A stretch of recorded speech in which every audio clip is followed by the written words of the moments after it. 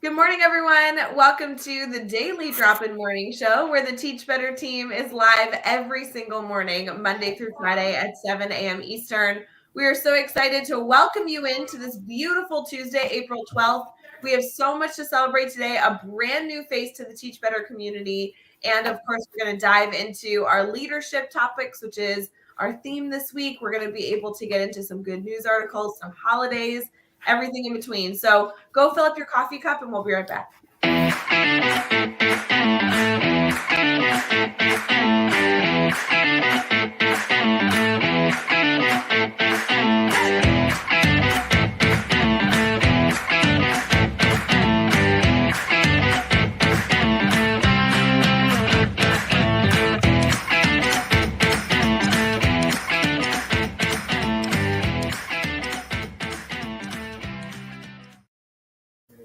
Good morning, everyone. Happy Tuesday. We have Caitlin Smith with us this morning. Caitlin, how you feeling? I'm good, Rae. How are you? Good. I'm excited to dive into your story, your background, all the work that you do, because you are a newer face to our community, and our Teach Better family is always excited to add new people into our PLN. So for people who may not be connected to you, would you mind sharing a little bit about yourself? Yeah, so my name is Caitlin Smith. I am the face behind How to Get Away with Teaching LLC, where we are a self-care support community for teachers, specifically providing support in self-care subscription boxes, productivity support, mental wellness, and mental health resources and workbooks. So basically, the work we do is surrounded around nurturing the whole teacher from the inside out. And that pretty much came from my own experience being a teacher. I am still teaching in the classroom in North Carolina. I've taught for a decade. So lots of experience, lots of ups and downs, and just doing my part to give back to the teacher community through a focus on mental health and to remove the stigma, especially as it surrounds teaching in that whole conversation. So the bulk of my work is talking about self-care, wellness, mental health as it relates to teaching. Okay, we have so much to dive into with all that you shared. Yeah. Full-time teacher, but now we're talking about, you are combining my two favorite things. We're discussing a self-care concept, which I know is so important. It's so important in so many educators' lives. And mail. Hello, I love a good subscription box. Yes. Where did this idea come from? Honestly, it was like, this is something that I needed, and it wasn't there with the focus on mental health that I wanted. So I thought, why don't I just create it? I launched my subscription box last year, actually in March. So we just celebrated our 1 year anniversary. And it's very cool because I'm able to talk to and connect with different therapists from around the country. I've spoken with sleep experts, nutritionists, life coaches, fitness coaches, just anybody who's in that world of well-being. I actually interview them, and I'm able to share those interviews with our subscribers, and we're able to meet with these people and talk with them and ask questions. And then also they include resources for our subscribers within the box. So it's like you're getting, therapy, you're getting nutrition, you're getting fitness, you're getting all of these things combined. Also with some awesome like little goodies that are just, those pick-me-ups for your true self-care. I love this concept. I cannot believe you launched this in the middle of a global pandemic Me while either. you were full-time teaching, and now made sure that you are doing it so authentically, not just throwing things into a box and saying, hey, let me mail this off to a few people, but doing the research and wanting to ensure that what you needed and couldn't find, other people can find. What an incredible background. Yeah, and it really came from my own journey with burnout. And like when I first started teaching, I plunged like head into it. I was like, okay, I'm going to save the world. I'm going to save all the children. I'm going to be the best teacher that I can be. And hi, Mila. My daughter's leaving for school, so I had to wait. Bye. I wanted to be the best teacher that I could be, and I had no boundaries, no limitations. I didn't know how to say no. And I basically did not have a personal life. I was literally taking papers every single day to grade, spending my weekends grading, planning, prepping, doing lesson plans. Like, I did not have a personal life, and that was a problem. So really focusing on my own mental wealth, my mental well-being, my mental health, pouring and investing into myself was my way of being able to sustain within teaching. And that concept of how to get away with teaching was disrupting this good teacher narrative that society seems to have deemed on us, that, in order to be a good teacher, you got to go above and beyond. You have to put yourself last. You got to do it for the kids. Like, yeah, I do, but I'm a human too. So I'm going to take care of myself in order to be well equipped to serve the students and families that I work with in my community. So it's all about disrupting that narrative and prioritizing yourself so that you can show up and show out in the spaces, where you're needed. I have so many directions and so many questions that I want to ask you. I'm going to apologize in advance for Daily Drop-In community. Guys, I'm going to be all over the place. I am so excited to hear your story. I have 1,000 questions. But Caitlin, when you are sharing with people that you are in the classroom working with students, which, by the way, what do you teach? Tell us a little bit about that. I teach 5th grade literacy and social studies. So I'm in elementary. I've taught grades 2, 3, 4, and now 5. I've found my sweet spot with 4th and 5th grade. Beginning in 2012, I started my career in elementary education. Then I went back and got a master's in curriculum and instruction. And then I love learning so much, I went and got another master's in teaching English as a second language. So I'm able to put all of those skills and strategies and everything I've learned together in order to support my 5th graders now. A fun fact is before the pandemic, which was 2 years ago, I had the same group of kids when they were in 3rd grade. So it's kind of like we got to pick up where we left off this year in 5th grade. I already knew them, knew their families. We already had relationships. So we just got the ball rolling at the beginning of this year. And we were able to kind of tie up those loose ends that were kind of cut off by the pandemic. So right now I am teaching 5th grade here in Charlotte. I have 2 classes. So I have about 53 5th graders that I teach between 2 classes. And I just love it. It's great. I have to say, I have so many people that I speak with that find ways to not only teach and give back to students, but also give back to educators. And your company that allows the subscription box to be shared with educators is absolutely giving back. And I know that this came from your need and your desire to find something that you couldn't locate. But what is the story behind going from making a decision that you couldn't find what you needed and now celebrating a year anniversary of a subscription box that I see all over Instagram all the time? Educators are enjoying it. I mean, how does that occur? Was that a big leap for you? Yeah, that was a huge leap. It was kind of a talk with my husband, and I was like, I really want to do this. Like, idea came to me in 2015, and I really struggle with imposter syndrome. So I was like, you know what? Somebody else is going to do it. They already have a couple out there. Like, that's not for me. So I talked myself out of it multiple times. So back in 2015, I had this idea. I shared it with my then boyfriend. Now we're married. And he pushed me. He was like, Caitlin, if you want to do this, let's do it. And I was like, are you sure? Like, I'm coming up with every reason to self-sabotage, every reason to say no, every reason to be like, no, this is not going to work, whatever. And it was in a conversation we were walking the dog and pushing our daughter in the stroller. And he was like, we've got some money set aside. I think we can launch. I think we can do this. And we did some research, got our business plan together, and stepped out on faith. And here I am a year later. So amazing. So I know we're going to touch on so many things throughout our time this morning.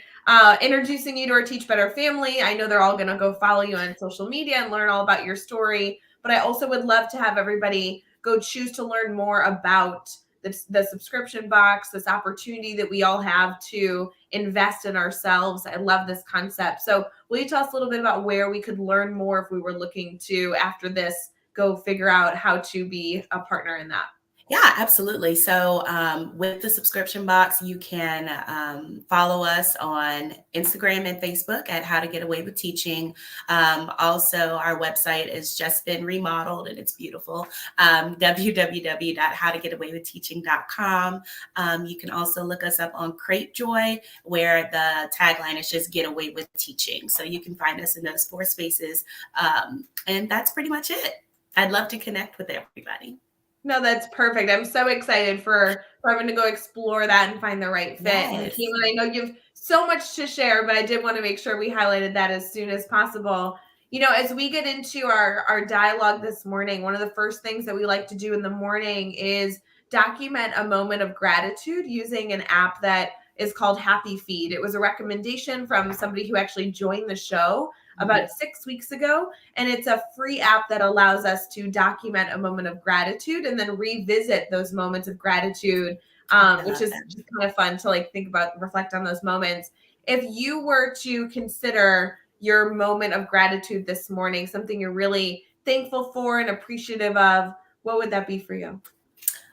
This morning, I would just say being able to open up my eyes, like that moment of waking up and I'm still on this side and I'm able to do the work that truly aligns with my purpose. And being able to have discussions with people all over the country. I get to see my daughter and look in her big, bright, beautiful eyes, and my husband and my dog. And, I've really struggled with practicing gratitude, but I will say that made a huge difference in my self-care journey, was just really extending thanks for the smallest of things that we, sometimes take for granted. So I will say, starting off by opening my eyes, that was my moment of gratitude.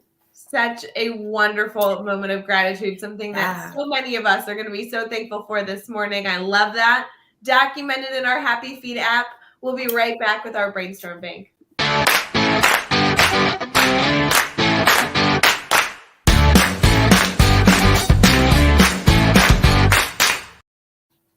Good morning, everyone. Welcome to the Daily Drop-In Morning Show. We are thrilled that you are tuning in this morning live as we stream on Facebook, YouTube, Twitter, Twitch, and LinkedIn. Also, a shout out to those of you who are listening on Teach Better Talk podcast after the fact. We're so appreciative that you are here, that you are learning, that you are active in your learning experience, and of course, that you are connecting with Caitlin, a new face to our community who has a ton to share. Caitlin, I know that we have so many things that we're going to dive into our brainstorm bank segment. This is a time when we can take questions from our community in the comments and then also discuss our theme for the week. Our theme for this week, as we slowly get in on this Tuesday morning, is all about leadership practices. When I share that is our topic for this morning, what is your initial thoughts on discussing leadership practices? Initially, I immediately think about administration and district leaders and state leaders and how their role directly connects to teaching and the work that we do. Leadership practices, I think about transparency. I think about being a active participant in the learning and the coaching that you are providing to your teachers, specifically for admin. And then immediately I think about how far removed you are from the classroom can directly impact your leadership practices and policies. And sometimes that can be beneficial, sometimes not so much. I do think when we do have leaders who are in positions where they're, pretty far removed from the classroom, that it's oftentimes they need that refresher and they need to work hands-on with students. And sometimes I think that gives a really good reality check of what's going on in the classroom on the ground, so that you know how to change practices and alter policies so that you can meet the needs of your learners. And everyone's leadership practice is Not created equally. So I do think there's lots of work that can be done from what I'm hearing from the Instagram community when it comes to leadership. But there are amazing leaders out there who are doing the work, who I want to shout them out. The administration who are being amazing, who have supported teachers and teacher assistants, paraprofessionals, and their staff, from near and far. I just want to shout those people out. But, there's always room to grow when it comes to any practice that you're trying to begin. Absolutely. So as you're thinking through leadership practices, obviously your experience in the classroom working with students, your experience also in facilitating your own company, supporting educators, you have kind of like these dual roles and perspectives of what a leader should look like. What do you feel like is maybe the most important characteristic or attribute for a good leader to possess? Oh, wow, that's hard. Question. To try to narrow it down, I would say leading with empathy, and understand where your staff, where your employees, where your team is coming from. I think leading with empathy and a heart that really understands where people are coming from, and that is how you are able to direct your decisions, and take others' feelings and emotions and opinions into account. Number one piece, and understanding that the people on your team, you hired them because they should be considered experts. So taking their opinions and their thoughts into account and involving them in the instructional guidelines or the planning and practice and the policies and all of that work that goes on behind the scenes. So I would say leading with the heart of empathy, but that's just my number one. I have many more opinions. Well, I'm sure, but leading with empathy really allows you to not only trust and get to know the people that you're working with, but also ensure that you are doing it for those right core reasons that are incredibly helpful. With your business that I know you're doing also while teaching, have you found that leadership characteristic is something that you are working on as you're working with, I can only imagine the types of people you must be working with, not only to interview to get the content, but also then to put it together and send it out? Yeah, honestly, I think I'm just an empathetic person, period. And I just am able to lead with that. And I'm always thinking about the experience of the customer. As a classroom teacher, I'm able to go back to that mindset of, am I that teacher that's on the brink of burnout? When I open this box, what is this experience going to provide for me? And I go through that thought process to ensure that the products I'm selecting are of quality and that they serve a purpose that are going to meet the needs of our subscribers. And when it comes to leadership, I have to learn the business side, because I'm more so like emotion focused. So my husband's been really beneficial in helping me understand the business aspect of it, and that I do have to make decisions that will benefit the company. So I'm learning those two pieces at the same time. Well, and it's interesting. I think that is a part of leadership, whether Yeah. you're a principal or an assistant principal or superintendent or a business owner, you're constantly thinking about how can I work towards my mission? How can I support my staff, my community? Right. But then also what's the bottom line that I need to ensure that I stay above so that I can ensure that everything stays floating, right? Like, Right. Yeah, to ensure that, I can keep this company running, what are some, decisions that I have to make that will benefit everyone? And recently I had to do a new box design because I was really looking forward to the 1 year anniversary. So I was able to contact a vendor in China, and that was very scary because I'm oil prices, gas, there's lots of things that are impacting the cost of shipping, and that's going to impact the cost of the box. So just trying to take everything into account when providing the service to ensure that I could still provide it moving forward. No, and you have to assume that regardless of who's listening this morning, everybody has leadership roles in different capacities, right? And anytime you are in any sort of leadership role, you're trying to take all this information in, sort it all out, and make the best decision possible. And that is the same whether you are leading students, whether you're leading staff, whether you're leading your Instagram community. I mean, you are constantly just consuming, collecting data and saying, okay, what's the best way possible that I can get this all in order? And Right. that is not easy to do. It's not. It's very difficult. And I don't think as teachers we realize that we have these capabilities because we do them every single day. And it's because it's in a classroom, because we're working directly with kids, it's not seen as that way. But that's a transferable skill, like that people do in corporate every single day. We take curriculum and we condense it down to meet the needs of our learners. And that's a skill that is very difficult, and I think teachers do it beautifully, like every single day. That's what we do. Shout out to the teachers. Y'all are great. Yeah. Love it. Shout out to the teachers on this beautiful Tuesday. It's absolutely true. I think that there's so much to be able to dive into here, but I do want to make sure that we also highlight your expertise. If I was to ask you kind of like your soapbox moment, something you're incredibly passionate about that you don't want any educator to forget as they, interact with you and engage with your content, what would that be? Oh my gosh. First thing immediately, and I might cry about it because I get so emotional because this was me, like starting my career. Like, do not lose or do not sacrifice your identity for the sake of this job, because at the end of the day, teaching is a job. I know it's our passion, and because those lines are like so close, it's easy to blur them, and for your passion to drive your instruction and make you just want to jump into the work and be all about teaching. You're thinking about it. You're grading papers, you're planning curriculum, you are preparing, you're cutting out lamination, like you're making copies. Like, I've been there. Okay. I have been that girl sleeping at midnight, or, sleep at 4 p.m., waking up after at 6. I barely ate a salad or whatever for dinner. And then I'm grading from 6 to midnight. Like, that's not okay. That is not okay. I completely lost my identity through teaching. Like, I knew who I was, I feel like, before I started teaching. And then I tried to fit into this mold of what society told me a good teacher was. And now 10 years later, I'm having to go to therapy and do the work to unpack, to unlearn some of those toxic habits. So my number one thing, my soapbox, don't lose your identity just because you're a teacher. Like, you are somebody outside of being a classroom teacher, outside of being a principal, outside of being an AP.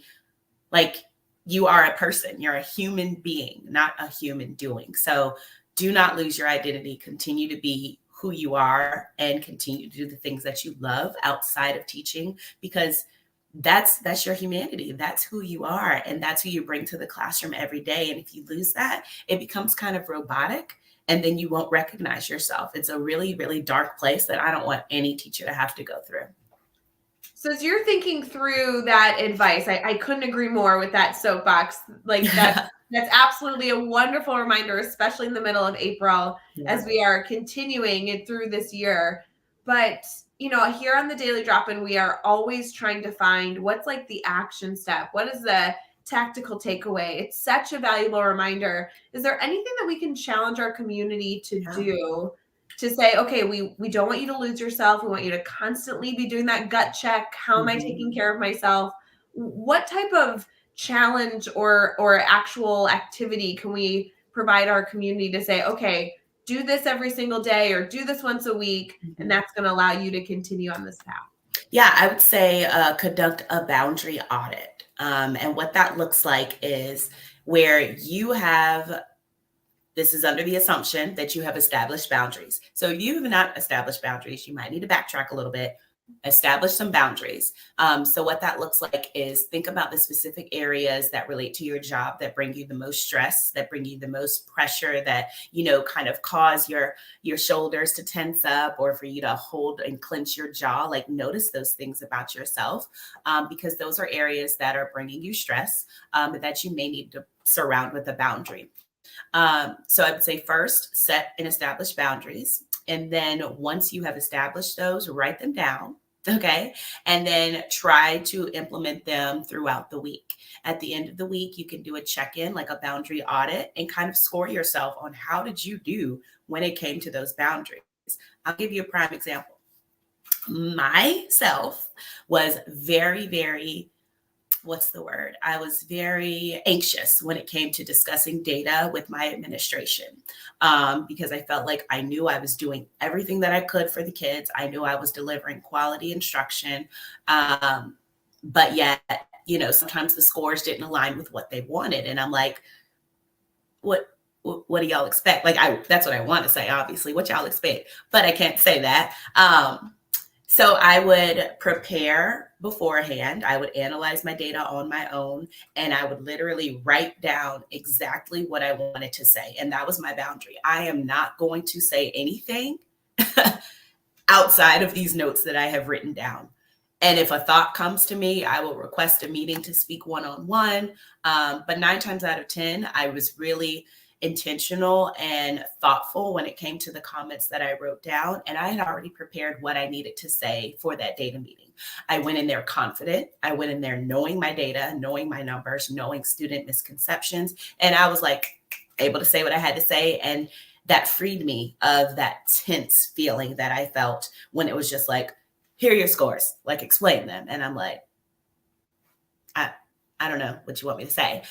So that was something that I had to do, where I'm going to assess my data before I know I have to do this required data meeting. Obviously, I can't be like, I don't want to go to the meeting. But, I had to do what I had to do to ensure that I was prepared. Another boundary that could be really helpful, and I learned this from my mentor teacher, in 2011, set days where you are going to leave on time. Like, I understand sometimes we like to stay at work a little bit later to get our work done. Been there, done that. Wonderful. But perhaps one day a week, start off maybe on Fridays. I'm going to take my backpack, my, teacher bag, or maybe I'm going to leave it there, whatever floats your boat. And I'm going to have my stuff prepared by the time the dismissal bell rings. And I'm going to leave work and I'm going to mentally disconnect. And that's the hard part. It's just not thinking about, what happened at work or at school during the day. So a boundary could be, I'm going to start off by leaving one day a week. Start off small. I'm leaving at my contract time. Then you can up it to 2 days a week, and then with the audit on Fridays, you have to make sure that you tap in with your feelings. Like, how did that make you feel? Sticking to your boundary. If you found that it was beneficial, keep on doing it. If you found that it was pretty difficult, you want to unpack why. And if it wasn't working for you, that's when you kind of got to regroup and determine what's another area that you can work on, or what's another suggestion that you can implement to work on whatever it is that's causing you stress.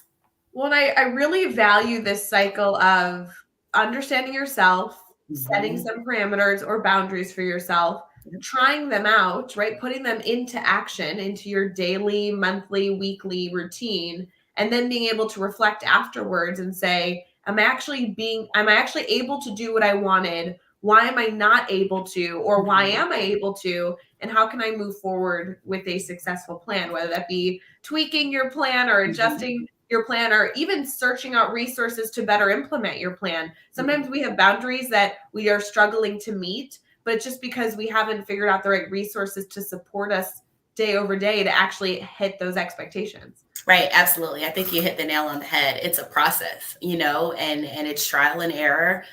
Think about it like a project where I'm going to try this and see what happens. And if that doesn't work, I'm going to try something else. If it does work, I'm going to keep on doing it, because with your self-care, it's not overnight. It's consistent. It is, more than just luxury bubble baths and chocolates and wine, although we love those things, right? But that's temporary. And the true inner work is going to take some consistency over time. So good. Caitlin, we are going to take a really quick break to celebrate the fact that we announced 2 new speakers for the Teach Better Conference in 2022 yesterday. So we'll be right back as we continue to celebrate Dr. Neil Gupta and Kevin Butler. And we'll be right back with Caitlin to continue this conversation.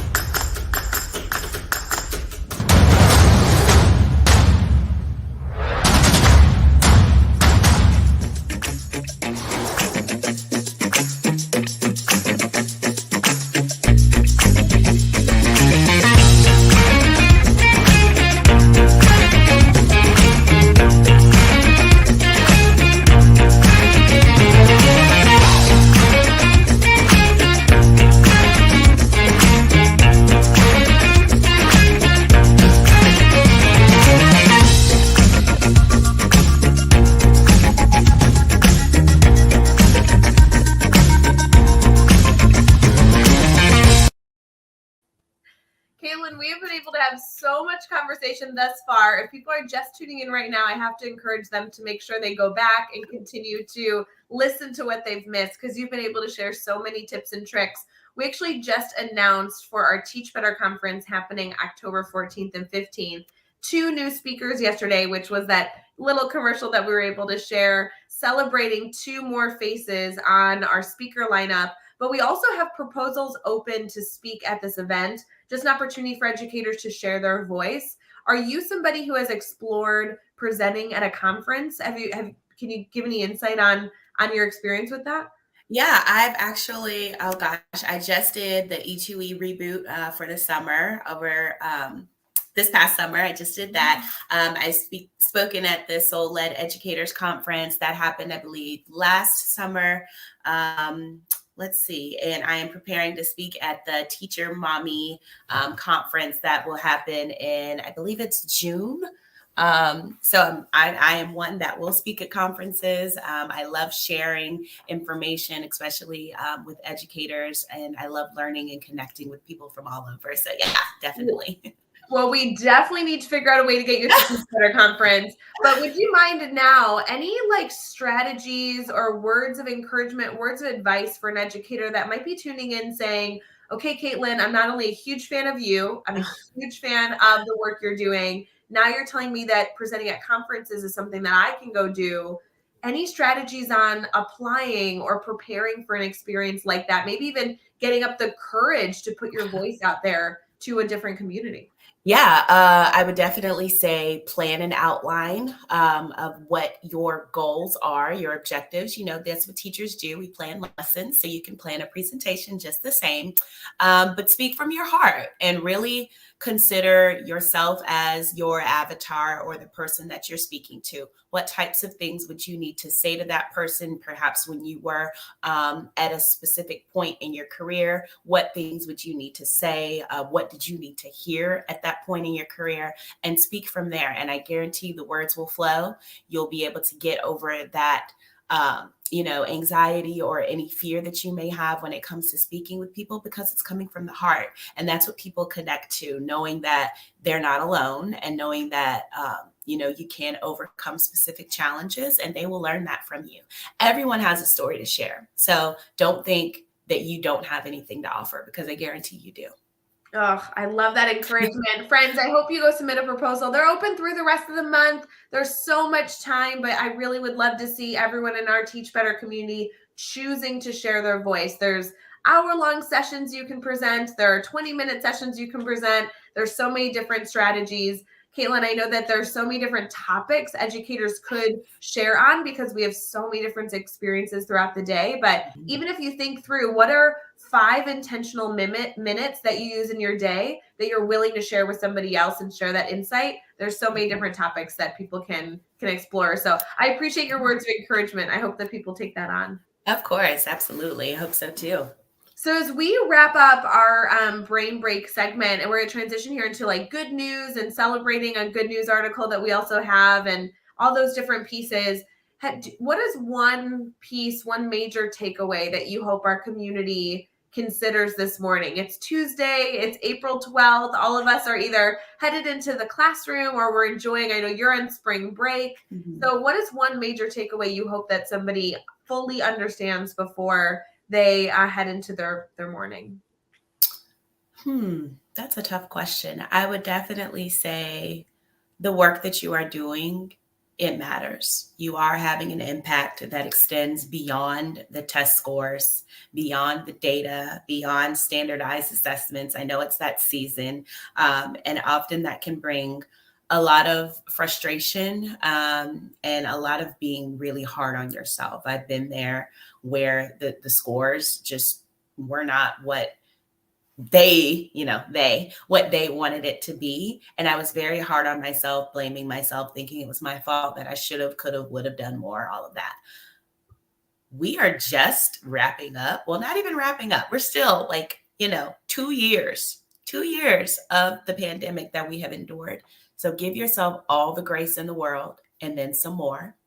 The same patience, the same love, the same support, the same grace that you give to your students, give that to yourself, because the work that you are doing, the impact extends far beyond test scores. So that's the little nugget that I would share. Such good insight, such good empowerment. I encourage you all to take on that advice and continue to reach out to people like Caitlin when you are struggling or needing to learn more strategies to be better in this area. It's so important that we continue to keep that lens in perspective. Caitlin, we'll be right back with some good news and some holidays. All right.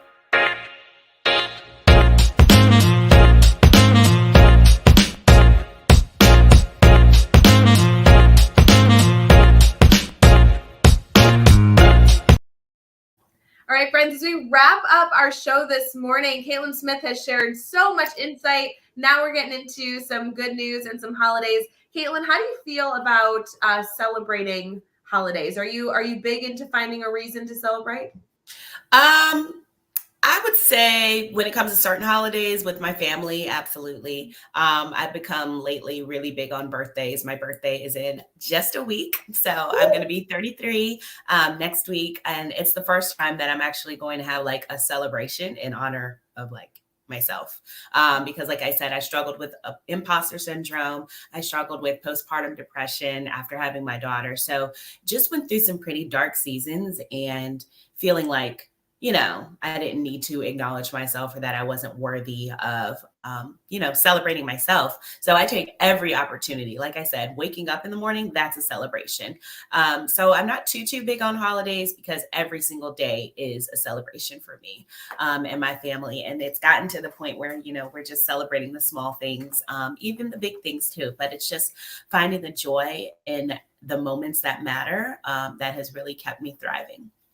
Well, Caitlin, I couldn't agree more with your mindset. I think that's why I love being able to highlight some goofy holidays every day, because as we celebrate being able to wake up and have our health and well-being every single day, sometimes it's just fun to giggle at all the other reasons we can celebrate too, in case anyone is struggling. But I will say, Caitlin, I think we all need to celebrate your birthday with you. So when are you turning 33? When's the official day? On the 19th, April 19th, I will be 33.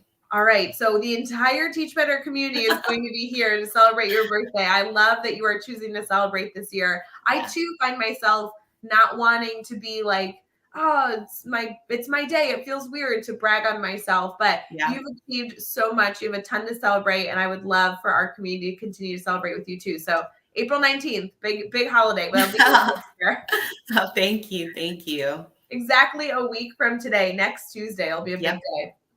And it'll be fun because that's when our spring break is over and I return to the classroom on Tuesday because we have a teacher work day on Monday. So the kids are very excited. I know half of them will be like, oh man, Miss Smith, I forgot. But we're going to party it up anyway. I love it. I love it. Well, today, in case anybody's looking for a celebration, obviously we can celebrate the fact that we woke up on this beautiful Tuesday. We can obviously celebrate the fact that Caitlin's birthday is in a week. So that's a celebration in and of itself. It is also grilled cheese sandwich day. So if you are somebody needing an excuse to eat a grilled cheese sandwich, I mean, that feels like a holiday to me. I love a good grilled cheese. I love it. I love it. Other strange holidays today. I love celebrating these weird ones. International Day to be kind to a lawyer. I mean, why not? I think we should always be kind to lawyers, but I feel like they need that. It's also National Big Wind Day, celebrating the wind. Okay, why not? Nature, yes. Nature. Get it out there. I love it. National Licorice Day is also today. So there are a lot of things to celebrate. I think I'm leaning more towards the grilled cheese, to be honest. Yeah, I would take that out of the three. I'm leaning towards the grilled cheese for sure. I just tell you, sometimes I log into this site and we have a way that we kind of double check to make sure we kind of hit as many as possible, not only cultural holidays, religious holidays, but then also those goofy holidays. Sometimes we log in and there's like 55 holidays. Sometimes we log in and there's only like 4. So today would be a good day. If any of you want to create a holiday, April 12th, today's day. There's not too many. You can share it with our grilled cheese. There you go. That's it. In addition to our goofy holidays, we also typically share a good news article. And our goal with this, Caitlin, is just to say, hey, is there something good happening in the world that we can either bring to our students as a discussion starter or even bring to our colleagues to continue to foster those relationships? Before we get into this good news article, Caitlin, what's been your experience choosing to foster relationships with your colleagues? Have you been able to do anything that's been helpful to continue to grow those relationships with the people you work with? Yeah, I just say being vulnerable. Like, I think, throughout the past few years, especially being vulnerable with your trusted colleagues, emphasis on trusted people that you trust. You can trust with your tea, so that they're not spilling it all over the school. But ensuring that you are vulnerable and you have some sort of community, whether they're on your grade level or not, but just finding connection and finding those people who, like, you could just look at them in the hallway and it's just like, a girl, like, I already understand. You don't have to say anymore because I feel you. And then those people that you can vent to, the shoulder that you can cry on, who you can go to for help. I think it begins with vulnerability. And that comes from, building a trusting relationship first and then letting down those walls so that you have someone to connect to who just gets it. Because, we can talk to our partners about it, and sometimes they just don't get it because they're not there. They've not been in the classroom. They don't know what it's like. And oftentimes it's better to kind of get all of the frustration out while you're at school so that you don't mentally bring the load home to your partner and to your family, taking that attention away from them. So definitely leading with vulnerability and ensuring that you are talking to a trusted colleague. I want to reiterate that part. Love that. Leading with vulnerability. And I know it's tricky to try out who you should be trusting. I love that trusted colleague reminder. As you continue to foster those relationships, I love this focus of leading with vulnerability, assuming the best, and then doing your best to put them in the right space in your life is such an important reminder. With this good news article, this could be a way that you test out some conversation with a new colleague today, or even an opportunity for us to bring it to students and foster good discussion. Caitlin, this good news article this morning is titled Solar Panels That Make Electricity at Night Are Finally Here, and they're cheap and don't need batteries. So for many of you that know, solar panels have been a big focus over the last few years, trying to work on solar energy. It says about 750 million people in the world do not have access to electricity at night because solar panels are only collecting that energy during the day. They have finally, as of just recently, discovered a way for solar panels to collect energy in the evening, which is going to be huge as we continue to explore solar panels in the mainstream our lives. It says that researchers at Stanford University conducted a research study that looked at how the device can actually change the way it works to work in the evening. While this has not been rolled out in our mainstream world yet,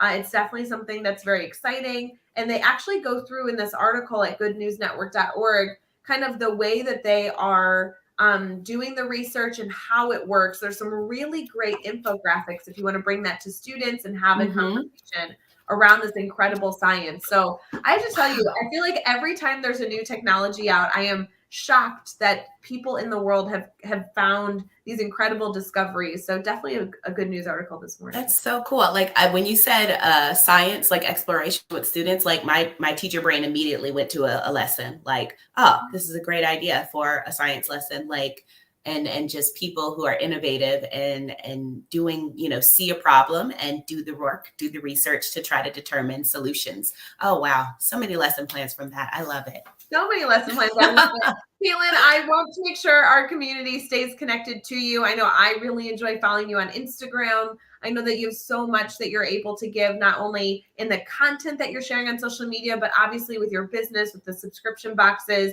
and just as an educator, constantly sharing the work that you are striving to do to better students and your colleagues and everything in between. How can people stay connected? Yeah, so you can follow me at How to Get Away with Teaching on Instagram and Facebook.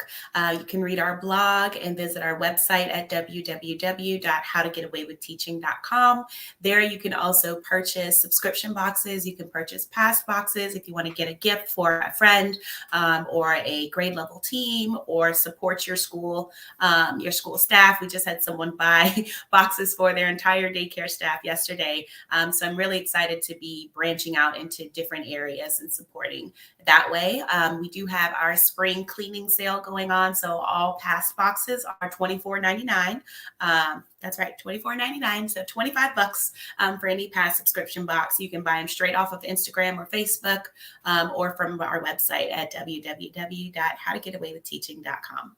Oh, Caitlin, I so appreciate you waking up during spring break to talk to our community. We are going to figure out a way to get you at the Teach Better conference and continue to be a part of our Teach Better family. So thank you so much for waking up bright and early for this. Absolutely, Rae. It was such a pleasure. Like I said, I'm up anyway. I have a toddler. Shout out to all the moms who are teachers out there. Like, I don't know how we do it. I don't know, but we do. So definitely excited to have joined the Teach Better community. And this was such a pleasure. I really enjoyed myself. Oh, I so appreciate it. For everybody else, have a wonderful Tuesday. It is April 12th, and there is so much to celebrate and be appreciative of. Please let us know if there's anything that we can do to better support you. We have our admin mastermind starting here at the top of the hour and then also later this afternoon. So if you are a leader in any way, shape, or form, whether it be a coach, an assistant principal, a director, a superintendent, this is a great community for you. So feel free to learn more at teachbetter.com/mastermind.